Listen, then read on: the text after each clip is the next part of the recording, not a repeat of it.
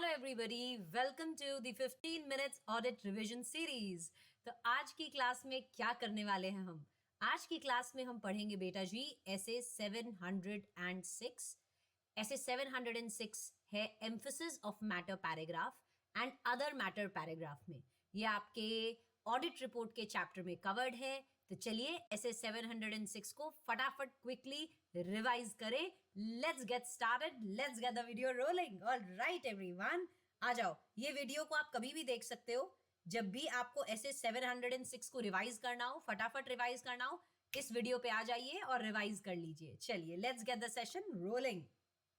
Alright, तो ma'am ऐसे 706 किसके ऊपर है? एक मिनट, एक काम करती हूँ, मैं स्टॉप वॉच लगा लेती हूँ ताकि हम अपने टाइम को एक्सीड ना करें। चलिए मैडम, ऐसे 706 किसके ऊपर है? बेटा जी एम्फेसिस ऑफ मैटर पैराग्राफ पे है एंड अदर मैटर पैराग्राफ के ऊपर है। Very very good.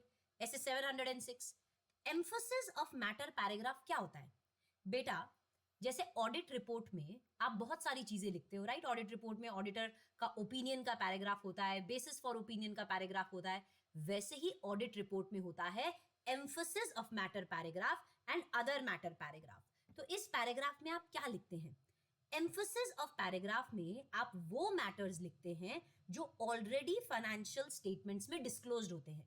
जो बातें आप फाइनेंशियल स्टेटमेंट्स में ऑलरेडी, कंपनी अपने फाइनेंशियल स्टेटमेंट्स में जो बातें ऑलरेडी डिस्क्लोज कर चुकी है, वही बातें, उनमें से कुछ बातें जिनके ऊपर ऑडिटर क्या डालना चाहता है, थोड़ा एम्फेसिस डालना चाहता है।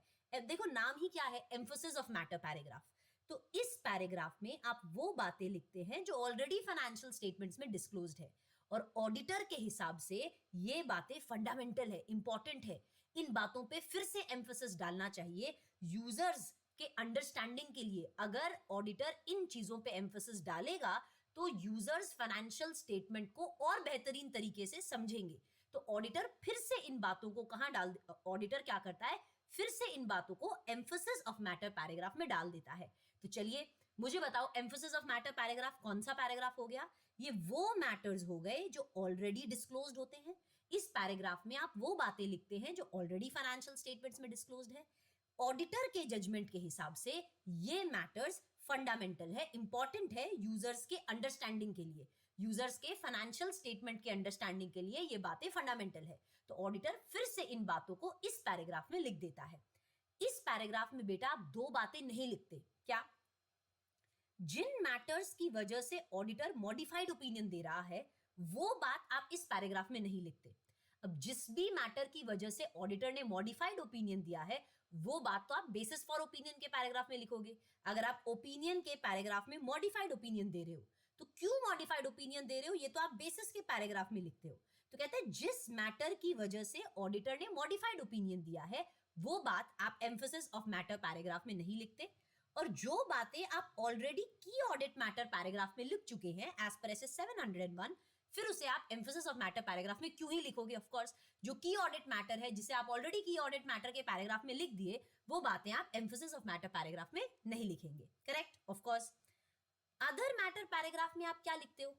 इस पैराग्राफ में आप वो बातें लिखते हो जो बातें कहीं पे भी फाइनेंशियल स्टेटमेंट्स में डिस्क्लोज्ड नहीं है, पर ऑडिटर के जजमेंट के हिसाब से ये बातें इंपॉर्टेंट है।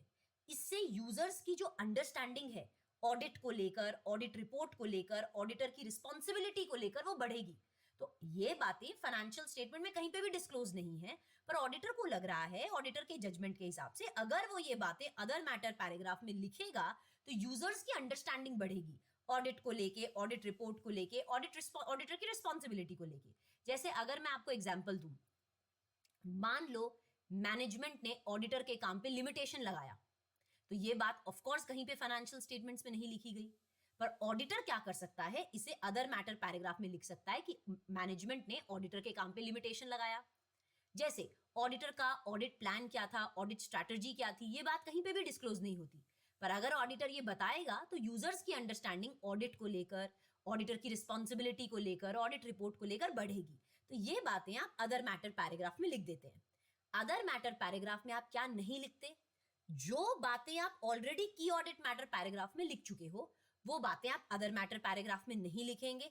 एंड मैटर्स जो प्रोहिबिटेड है, जो प्रोहिबिटेड बाय लॉ है, अब वो मैटर्स तो आप नहीं लिख सकते ना, तो जो मैटर्स को लॉ प्रोहिबिट करता है वो बातें आप अदर मैटर पैराग्राफ में नहीं लिखते, राइट? तो अब आपको ये समझ में आ गया एम्फोसिस ऑफ मैटर क्या होता है, अदर मैटर क्या होता है। एम्फोसिस ऑफ मैटर में जो बातें की ऑडिट मैटर में लिखी हुई है वो नहीं लिखते, और जो बातों की वजह से ओपिनियन मॉडिफाई हुआ है वो भी नहीं लिखते। जो मैटर प्रोहिबिटेड बाय लॉ है और जो मैटर ऑलरेडी की ऑडिट मैटर पैराग्राफ में लिखा हुआ है वो मैटर आप अदर मैटर पैराग्राफ में नहीं लिखते। अच्छा madam, emphasis of matter paragraph को ऑडिट रिपोर्ट में कैसे लिखा जाता है? मैडम, इस पैराग्राफ को हम ऑडिट रिपोर्ट में कैसे लिखेंगे? तो आइए इधर, ऑडिटर क्या करेगा, ऑडिट रिपोर्ट के एक सेपरेट सेक्शन में एक हेडिंग देगा, emphasis of matter paragraph. Auditor audit report में इस मैटर को कैसे कैसे लिखेगा? Auditor emphasis of matter paragraph को ऑडिट रिपोर्ट में कैसे लिखेगा?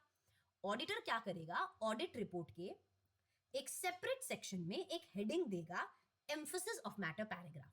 अब देखो, एम्फोसिस ऑफ मैटर पैराग्राफ में तो आप वो मैटर्स लिखते हो जो फाइनेंशियल स्टेटमेंट्स में ऑलरेडी डिस्क्लोज्ड होते हैं। तो ये मैटर्स फुली फाइनेंशियल स्टेटमेंट्स में कहां डिस्क्लोज्ड है उसका भी आप रेफरेंस दोगे।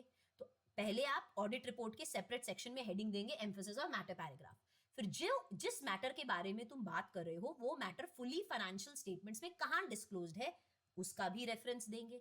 और ऑडिटर ये भी बोल देगा, देखो भाई, मेरा ओपिनियन इन मैटर की वजह से मॉडिफाई नहीं हुआ, my opinion is not modified because of this matter, क्योंकि वो मैटर मैं यहाँ लिखता ही नहीं हूँ जिसकी वजह से मेरा ओपिनियन मॉडिफाई होता है, वो बातें तो मैं ईओएम पैराग्राफ में वैसे भी नहीं लिखता।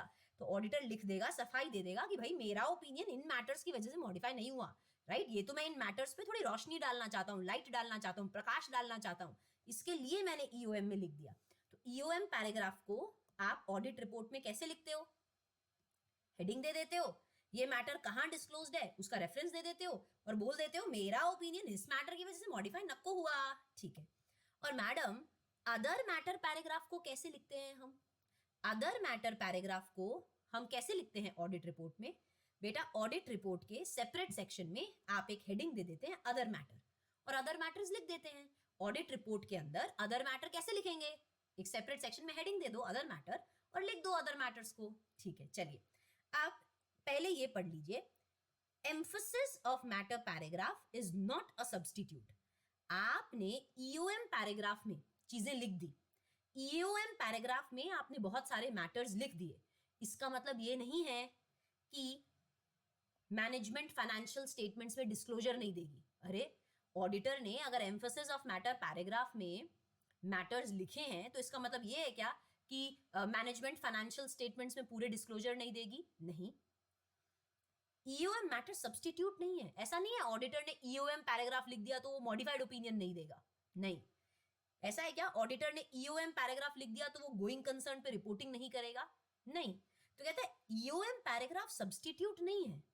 EOM paragraph is not a substitute of disclosures.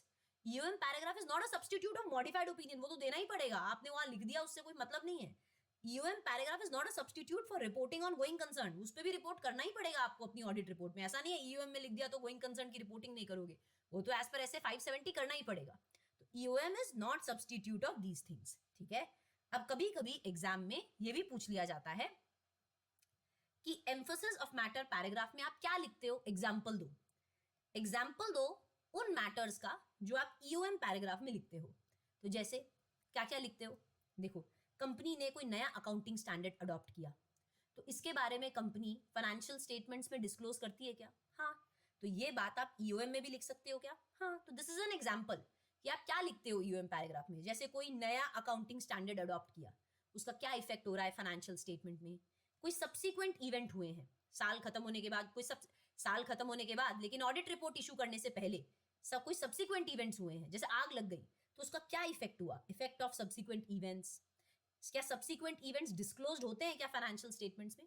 हाँ, पर आप फिर से ईओएम में लिख रहे हो, राइट? तो एग्जांपल्स बता रहा है कि क्या क्या मैटर ईओएम में लिखते हो, जैसे सब्सिक्वेंट इवेंट का इफेक्ट, नए अकाउंटिंग स्टैंडर्ड्स अगर आपने अडॉप्ट किए उनका क्या इफेक्ट आ रहा है फाइनेंशियल स्टेटमेंट्स पे, uncertainty related to future outcome of litigation.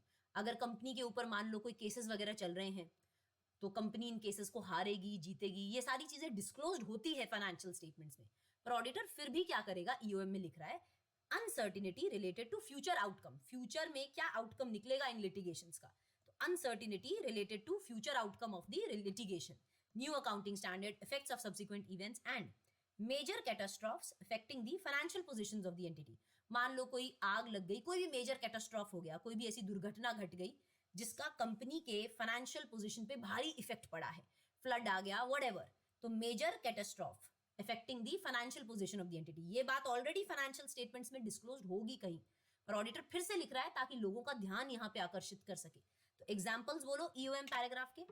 कोई मेजर कैटास्ट्रॉफ हो गया जिससे कंपनी का फाइनेंशियल पोजीशन इफेक्ट हो रहा है, कोई सब्सिक्वेंट इवेंट हुआ है उसका effect, new accounting standard adopt किया है तो उसका क्या इफेक्ट पड़ रहा है, एंड अनसर्टिनिटी. मान लो कंपनी पे कोई केस वेस चल रहे हैं तो अनसर्टिनिटी जो है related to the future outcome of the litigation, मतलब कंपनी फ्यूचर में इन लिटिगेशंस का क्या आउटकम निकलेगा, तो उसको लेकर क्या लग रहा है कि केस हारेगी कंपनी, जीतेगी, तो uncertainty related to the future outcome of litigation.